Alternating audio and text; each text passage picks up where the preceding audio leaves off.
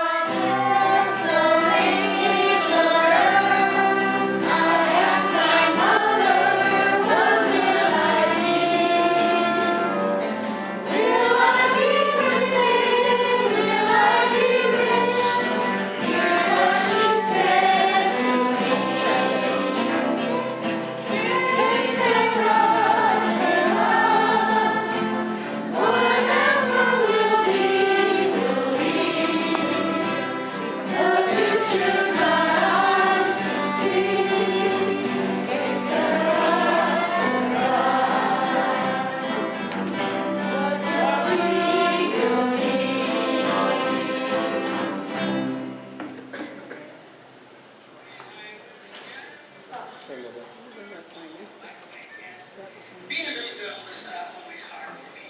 My mother was always ill. My father was nowhere to be found. But as hard as it was, I was able to manage to play with my 7 brothers, spinning tops, playing with marbles, baseball cards, etc. Going to school during the time was a form of it was a form of escape from reality for me.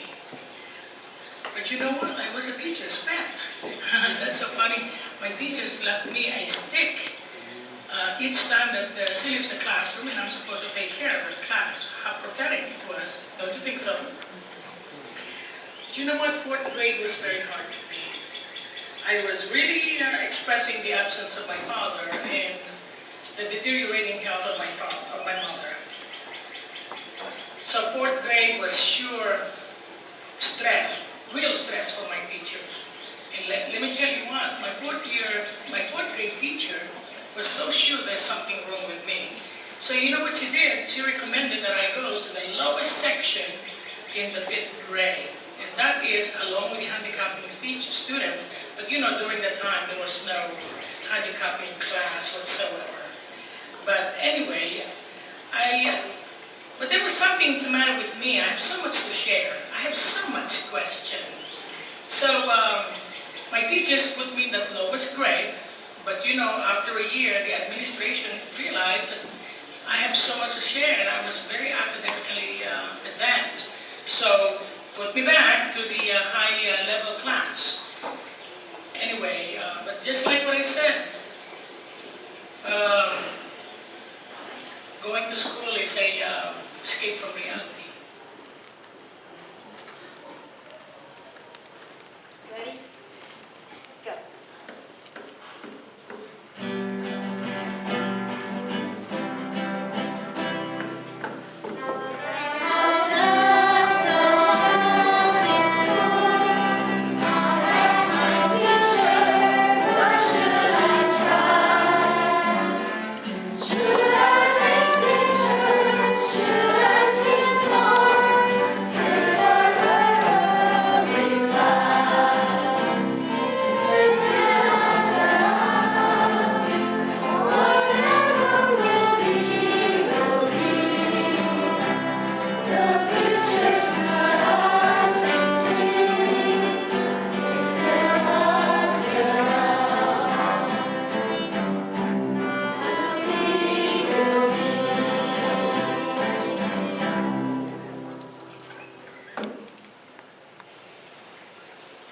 Freshman high school was very confusing and very challenging. Mother died. She was only 44 and I was 14. Her death marked the lowest point of my life. I dropped out of school. 2 years later, my older sister, Liberty, took me in, and the condition is I could stay with her as long as I go to school. So I went to school, and as I told you before, school has always been escape reality for me. It was a very hard time for me, therefore my teachers had a hard time. I gave them a lot of stresses. I was always in the honor roll, however, but never studied. I don't know how. I did not have a place to study, so I relied on my ability to read, and oh boy, I love listening to the news.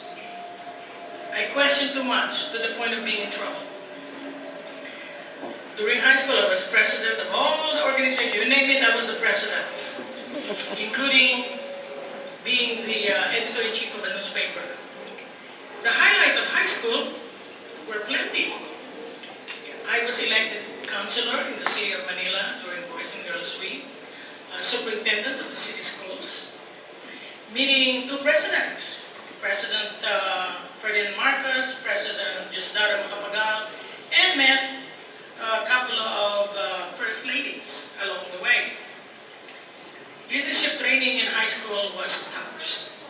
Little did I know that this is paving my way to becoming an educator. 1966 was very drastic. 1 week into graduation, I was very, very sad. I did not even want to attend graduation. To attend graduation, the committee put me in the program. But 2 days before that happened, Father Maguire asked me why I was so sad. Graduating third in a class of more than 1,000? Well, Father, with no mother, no father, no money, I don't know what I'm going to do with this high school education, but I'm willing to do whatever it takes. So Father Maguire looked at me and said, little girl, don't worry. I want you to go to St. Paul's College. St. Paul's College, that is one of the most exclusive schools for girls. Yes, it is. I want you to take your report card and look for Sister Mary Paul and tell her that I sent you to become a scholar in that school. So I did. It took two weeks to find out the result. So I tell you what, I went to church every single day with my knees folded, and I promised God, if you would give me this scholarship, I will help other children when I grow up. Little did I know that I will become a high school teacher.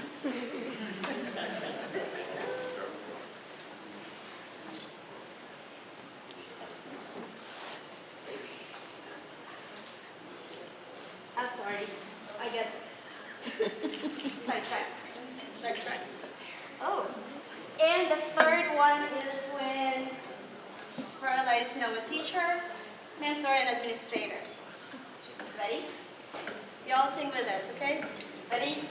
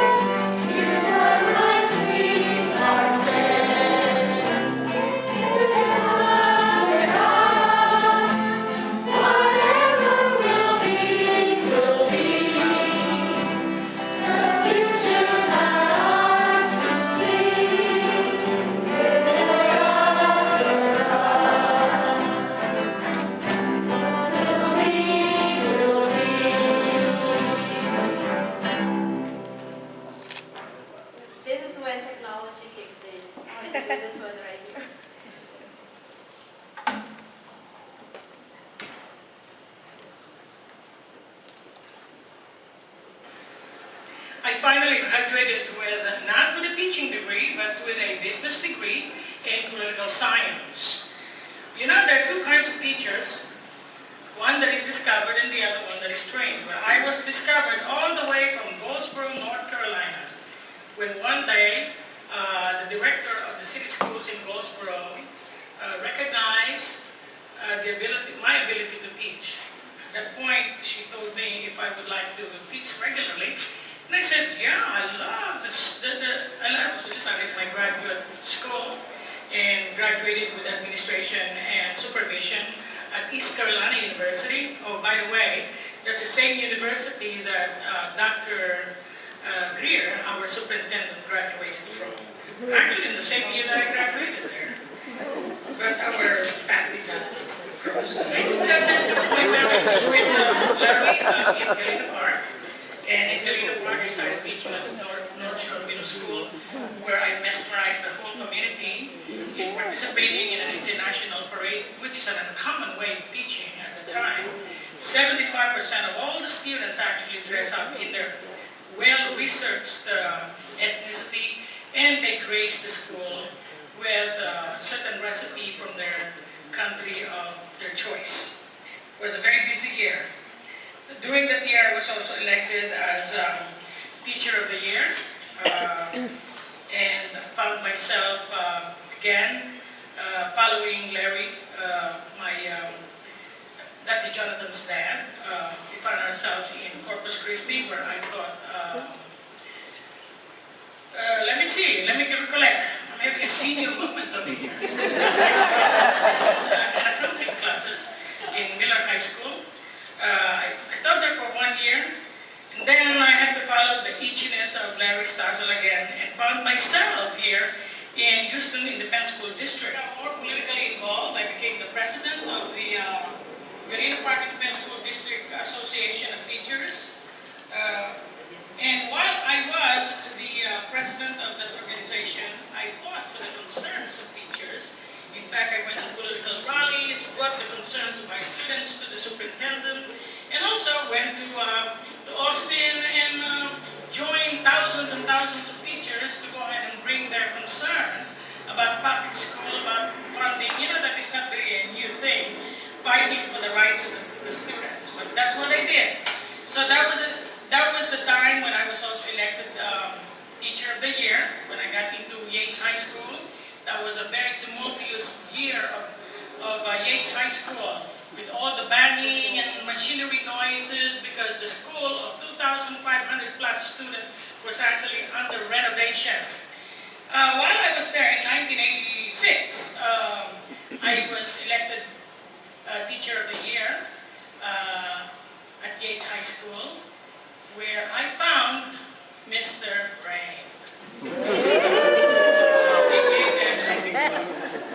Well, looking relationship and everything else, I became an administrator at Yates High School in 1991, actually, defeating 60 other applicants to become the first Asian administrator of HISD.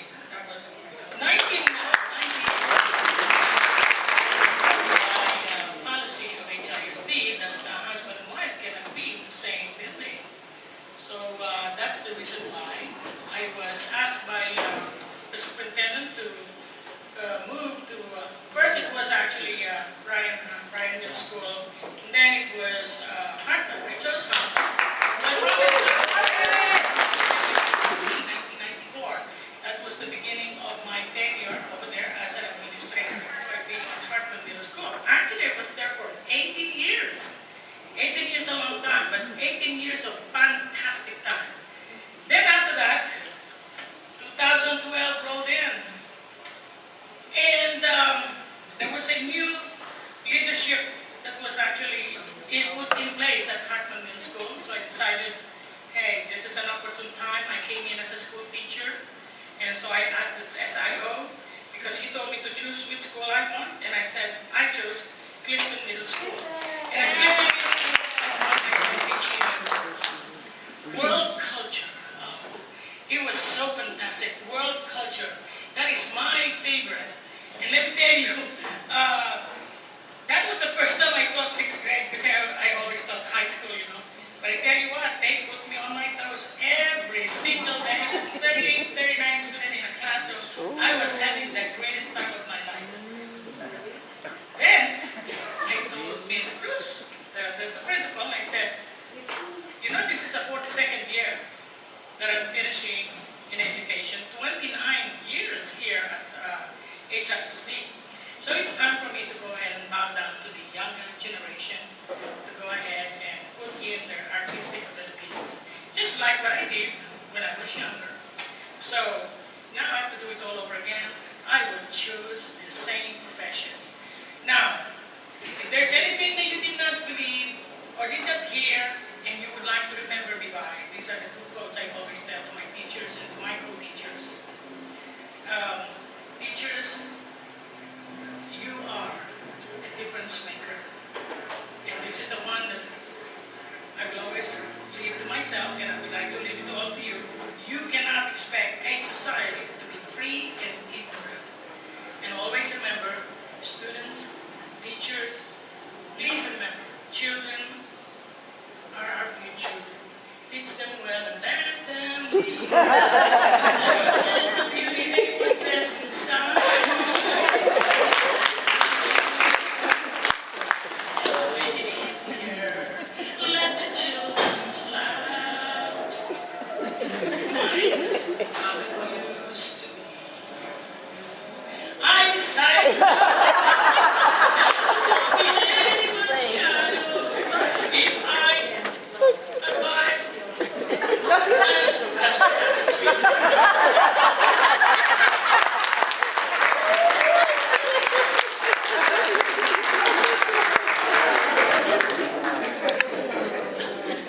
Oh my God. Okay, so that's her as an administrator, teacher, and a mentor. Let's look closer this time to her as a retired. Retired as of June 8th. Ready? Yes.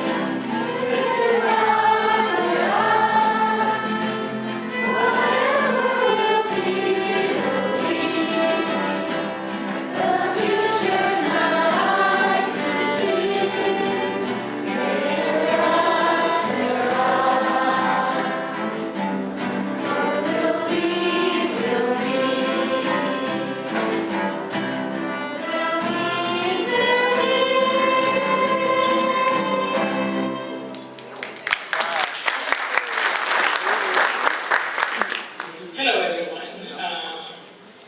You know, everybody wants to know what I'm going to be doing after I retire. I tell you what, I can't believe I'm on vacation for the rest of my life. I love to travel, and I have seen so many places, but I don't know why I always go back to here in Galveston. I think part of the reason is because of what I used to do with Jonathan. When he was younger, I used to take him to Galveston, and I guess that's the reason why I'm still thinking about getting one here at Galveston and have a good time. I'm talking about a condo, and I think my son is listening here right now, and I have 2 grandchildren, and I want to see them also when my dream becomes a reality. This has been a 28-year dream for me. I've been working on this for a long, long time, and here it is. Just a matter of time now, I am going to own one of these places. And, of course, life is beautiful, and I would like to tell everyone, those who are young and just starting, be careful with your money. It's not what you make, it is what you do with what you make. And you are welcome to come and see this place. Come and see this place with me. All right?